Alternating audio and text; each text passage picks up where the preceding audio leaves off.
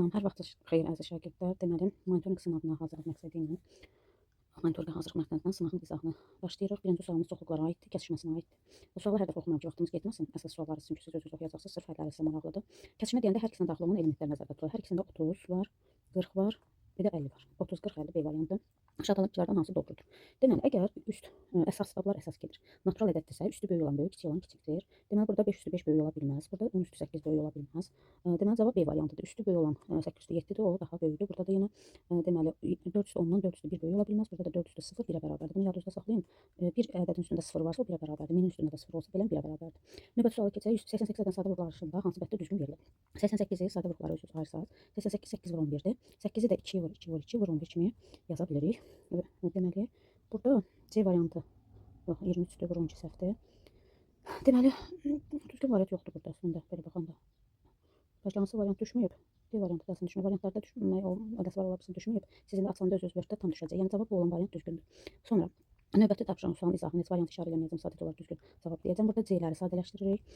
Toplayanda eləyir 40, üstünə 6 gələndə 46 C, çıxır 72. C-miz də 8-dir. 46-dan vururuq 8-ə, 6-dan 8-ə vururuq 368, 72-ni çıxırıq oradan. Cavab eləyir 296 variantı. Növbəti sualın izahına baxaq. Listəni silək. Deməli, burada deyir ki, hansı sözanın sayısını tapmaq üçün hansı doğrudur? Burada paylama qanunundan istifadə edə bilərik. Məsələn, yazarıq ki, 8 üstə 5 vurulsun 5. Bunu paylama qanunu kimi açıb 8 vur 5 üstə 5 vur 5 kimi də yaza bilərik. Deməli, belə burada hansı variantdadır? Düzgün cavab B variantı. Növbəti 31-ci suala baxaq. Burada bir növ məntiq kimi gedir. Deməli, bu ədədləri bir-birinə vurub, bu ədədləri alıb. Deməli, burada buna vuranda 15, n oldu 15. Sonra 3-ü 15-ə vururuq 45. Burada olur 41-in sadə vurğuları ayrışırdı. Deməli, n45, n15 toplayanda 60 eləyir. B variantı. Və növbəti səhvin izahına keçək. Deməli, 32-ci suala baxaq. 32-ci sualda məsələdir. Məsələn içərisində görə nə deyir? Məsələn içərisində deyir ki, bir bağlamada 48 kg olma, 60 kg armud var. O meyvələri bir-birinə qarışdırmadan hər eşikdə eyni səkidə bərabər olmaq şərtilə ən böyük tutumlu yeşikləri yığmaq istəyir. Bu zaman bağbanın təmin etdiyi yeşik lazım olacaq. Əbub tapacaq. Ən böyük sözü varsa qısa da əbub. Hər ikisini əbub tapacaq. Siz əbub tapımı qaydasını bilirsiniz. Sadə vurğuları ayırasınız. 48-dən 60-ı eyni olan vurğuları bir-birinə vuracaqsınız. Bunları əbub 12-dir. Deməli, hər yeşiyə 12 kg meyvə yığılacaq. Deməli, 48-i bölürük 12-yə 4 dənə yeşik lazımdır. 60-ı bölürük 12-yə 5 dənə yeşik. 4-ün üstünə 5 gələndə cavab olur 9 yeşik. Aydındır. Deməli, sonra 33-cü tapşırığa baxaq. Burada kəsrlərin vurulmasına və bölünməsinə aiddir. Deməli, burada sonuncu bölməni yerin dəyişək vurmaya çevirək. 2-də 3 yazaq və ixtisarlara aparaq. Belə misallarda istəyir kəsr birinci olsun, ya axırıncı. Əsas odur ki, biri məxrəc olsun, biri sürət. Yəni hamısında sürət, hamısında çarpaz ixtisar elə bilər. Məsələn, görürük ki, 7, baxırıq bunlara. Hansı ilə ixtisar gedir? 21-lə. Deməli, buraya yazıq 3, buraya yazıq 1. Sonra 5 elə 5-lə ixtisar gedir. 2 4-lə ixtisar gedir. Bura 2 yazdıq, bunlar 1-dir. 3-də 9-la ixtisar gedir. Bura 1 yazırıq, bura 3. Təzədən bu 3, bu 3-lə ixtisar gedir. Bura 1 yazırıq, burada 1. Deməli, sürətdə bir dənə 1-lər və 2 var. Məxrəcdə ancaq 1 olduğuna görə cavab 2. Növbəti 34-cü suala baxaq. Bir son barın əvvəlcə bu qədər, sonra isə qalan son bu qədəri boşaldıldı. Ambarda qalan suyun miqdarı boşaldan suyun ümumi miqdarından bu qədər azdırsa, ambarda başlanğıcda neçə litr su var? Belə ambarda olan suyu x götürür. Götürdü x. Götürəndən sonra deməli bu x-in 8-də 3-ü. X-in 8-də 3-ü olur 8-də 3 x.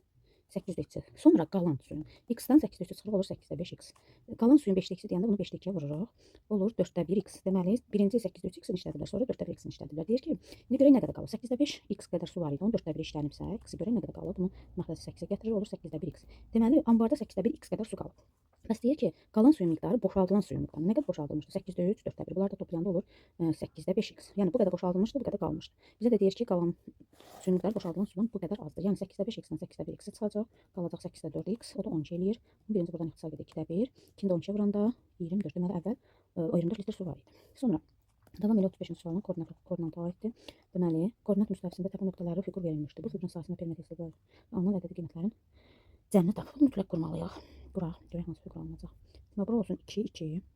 Əslində damal dəftərdə bunu dəqiq quracaqsınız. Sonra bu qüsur oldu 2, 6. Bura 2-dirsə 6 da 4 vahid yuxarıda 3, 4, 5, 6. 2, 6. Sonra 8, 6. Bu hissədə bura tutaq ki 8-dir. 6 da bura olacaq. 8, 6. Sonra 11, 2.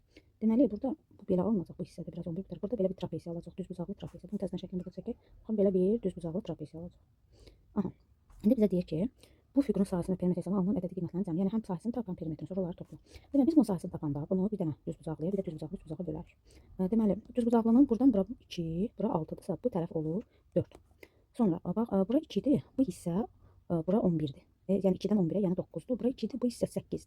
Burada olur 6. Yəni bu hissə olur 6. Burada da 6-dır. Bütövi 19-dursa bura olur 3. Bura olur 4. Deməli burada 4-ü 6-ya vuracaq 24. Düz bucağın sahəsi 4-ü 3-ə vurub 2-yə böləcək. Olacaq 6. Bunların cəmi oldu 30.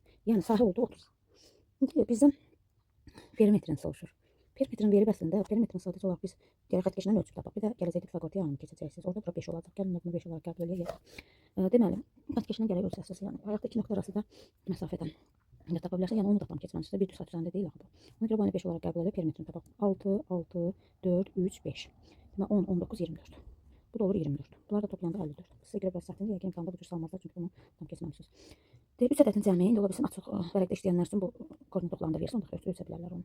3 ədədin cəmi bu qədərdir. Birinci ədəd ikinciyə nisbətdir, 2/3-dür. İkinci ədəd üçüncüyə nisbətdir, 4/5-dir. Ən böyük ədədin 5%-ni, yəni ən kiçik ədədin 2 qatının fərqini tap. Deməli belə yazırıq 3 ədədə. Birinci ədədə yazırıq 2K, ikinci ədədə yazırıq 3K. Sonra deyək ki, ikinci ilə üçüncü. İkinci ədəd oldu burada 5K, 4K. Üçüncü ədəd oldu 5K. Yəni bu 3-dür, bu 4-dür. Bunları ortaq neçə olacaq? 12. Bunu 4-ə vururuq, bunu da 3-ə vururuq. Bunları eyniləşdirməliyik, çünki bir dənə K-dan nisbət almalıyıq. Bura olur 8K, 12K, 15K. Bunlar da hamısını toplayanda 420 eləməlidir. Toplayanda bunlar eləyir 35, 17, 35K bərabər 420. 420-ni 35-ə bölürük. Deməli olur 12. 12 olmalıdır, bəli 12. Qamız oldu 12. Böyük ədədi tapanda 15-ə vuracaq. 12, 15-ə vuranda 180 eləməlidir. Kiçik ədədi tapanda 8-ə vuracaq. O da olmalıdır 96. Böyüyün 25%. 25% demişdik ki 4-də 1. 4-də 1 də nə deməkdir? 4-ə bölmək 45. Kiçiyin 2 qatı da vur 2. O da eləyir 192. Bizdən bunların fərqini soruşur. Gəl bunların fərqini tapaq. 192-dən 45 çıxırıq. 147, yəni B variantı. Sonra 37-ci suala baxaq. 37-ci sualda belə bir fiqur verib. Perimetri qədərdir. ABCD kvadratının perimetri 4,8 olan ABCD kvadratının ətrafında tərəflərinə toplanan 4 yarımçərə çəkilmişdir. Bizə də deyir ki, alınan bütün fiqurların perimetri neçədir? Formalı sahə yerləşdirilir. Görə alınan bütün fiqurların perimetri neçədir? Yəni bizdən bunun kənarlarının cəmini soruşur. Biz nə edəcəyik? Kvadratın perimetri 4,8-də tərəfi tapanda 4,8 böləcək 4. Deməli bu da eləyir 102. Bunun tərəfi 102-dir. Çevrənin uzunluğu 2 yer üstündən hesab taxmışdı. O bu diametrdir. Radius olacaq 51. Yəni 51 vur 4 vur 3. Deməli bunu hesablayacaq. Olur 204 vur 3. Bu da 612, yəni C variantı. Kənarlarımız bunlar deyil. 40% ilə 25% fərqi 5 olan ədədin 3-dəki hissəsini tapın. Deməli ədədi x götürək. 40% vur 40 bölü 100-dür. 25% x vur 25 bölü 100-dür. Bunların fərqidir. Fərqi bərabərdir 45. Deməli bunu yazırıq 0,4x çıxılsın 0,125x bərabərdir 45. Bunlar da çıxanda olur 1,5. Yox, bir dənə 0,15. X bərabərdir 45. X olur. Deməli 300. Yəni bunun da 3x-ini deyirsə 3-dəkiyə vuracaq. Və cavab olur 200. B variantı. 39-cu suala baxaq. Miqyas verilib. Miqyasa aid sual düşəcək. Həqiqi məsafəni soruşur. Demişdik, həqiqi məsafəni tapanda miqyası vurmalıyıq. Plandakı ölçüyə. Deməli, bunu 4,5-ə vuracaq 2 milyona. Deməli, burada birinci elə bir milyona vuraq, sonra 2-yə vuraq. Elə daha rahat olacaq. Milyonda 6 sıfır var. 1 vergilə getdi, oldu 45. Yanında 5 dənə 0. Onu da 2-yə vururuq. Cavab olacaq 9 milyon. Deməli, 9 milyondur. Bunu da yəqin ki kilometrə çevirməli. Demişdik ki 1 kilometr 100.000 santimetrdir. Bunu 100 minə böləndə 5 sıfır silərik. Cavab olur 90 kilometr variantı. 40-cı sualda yəni 3 bucağın sahəsini verir. 3 bucağın sahə düzən boyu keçdik ki, tərəf o tərəfə çəkilmiş hündürlüyün hansının yazı bu tərəf 10-dur. Onu vuracaq 6-ya böləcək 2, yəni cavab 30. Növbəti suallara keçək. Deməli, buradakı suallar yəni yeni monitorda düşən sual formatlarına uyğundur. Açıq suallar, cavab kodlaşdırma, ona görə diqqətlə işləyək tapşırıqları. Deməli, davam edirik. 41-ci sualla maşın yolunun 94 hissəsini getdikdən sonra daha 20 km keçsə yolun yarısına çatır. Ümumi yolun uzunluğunu nə tapın? Deməli, bax bu bizim yolumuzdur. Yolumuzun uzunluğu olsun x. Bunun 9'da 4'ünü gedib. 9'da 4'ünü gedib, amma yarısına çatmıyor. Biz də bilirik ki 9'un yarısı 4,5. Elə bir 9'da 4,5 olmalıdır yarısı olması üçün. Bu üsulla da gedə bilərik. Məxrəci böyütməklə də yaza bilərik 2-yə vurub. 18'də 8, onun da yarısı olur 18'də 9. Deməli, o 18'də 8x gedib, amma yarısı nədir? 18'də 9x-dir. Yarısına çatmağa nə qədər qalır? 20. Yəni bundan bunu çıxsa 20 eləyir. O da olur 18'də 1x bərabərdir 20. 20-ni 18'ə vurur, olur 360. Demək, ümumi yolun uzunluğu 360-dır. B variantı burada sadə bərabərsizlikdir. Tənin kimi baxaq. 5-i keçək o tərəfə 2x kiçikdir 12, x kiçikdir 6. 6-dan kisəyən böyük ədəd 5-dir.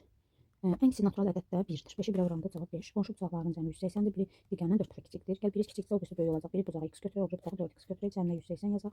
180-i 5-ə böləcək olacaq 36. Böyük bucağı soruşursa 36-nı 4-ə vuracaq 144. Tənasibi kənar ədədlərin hasili orta ədədlərin hasilinə bərabərdir. Kənar ədədlərin hasili verib. Yəni toş A bərabər B bərabər C vurdu. Bunu verib. Bu deyir 48. Dairə arada bizə maraqlı deyillər. Əsas hasil var. Bunlardan da birini verib, o birisini soruşur. Deməli o birisi də 8 olacaq. Növbəti 45-ci suala baxırıq. Burada tənasüb quracaq 6 fəhlə. Burada tərs mütənasibdir. Yəni bir işi, bir torpaq sahəsidir. Bir var orada oranı 4 nəfər şumlasan, daha gec qurtarar. Amma burada bir var ki, adamları artırır, hərə bir tərəfdən şumlayır, 10 nəfər şumlayırsa, onda deməli iş daha tez qurtar. Yəni günlə, zamanla fəhlə sayı tərs mütənasibdir.